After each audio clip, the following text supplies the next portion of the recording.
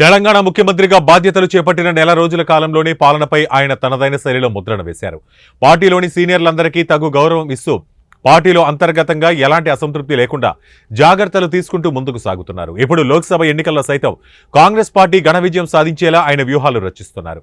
ఇందులో భాగంగా జిల్లాల పర్యటనకు శ్రీకారం చుట్టబోతున్నారు. రాష్ట్రంలోని 17 లోక్సభ నియోజకవర్గాల్లో కనీసం 12 స్థానాలకు కైవసం చేసుకునే దిశగా రేవంత్ పార్టీ సీనియర్లు టార్గెట్ నిర్దేశించుకున్నారు. పలువురు నేతలతో రేవంత్ సమావేశమయ్యారు.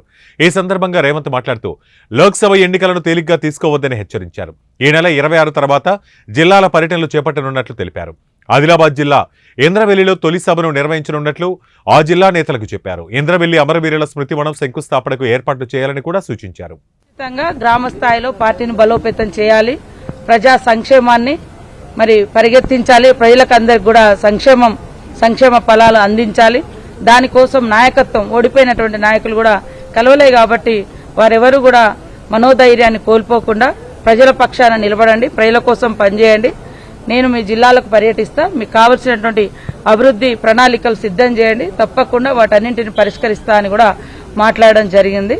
నెక్స్ట్ ఇంకా వాటికి ఏం లేదు, జస్ట్ ఎందుకంటే క్యాడర్ లీడర్లతో ఇంటరాక్షన్ కోసం ఈరోజు ఇంటరాక్ట్ అవ్వడం జరిగింది.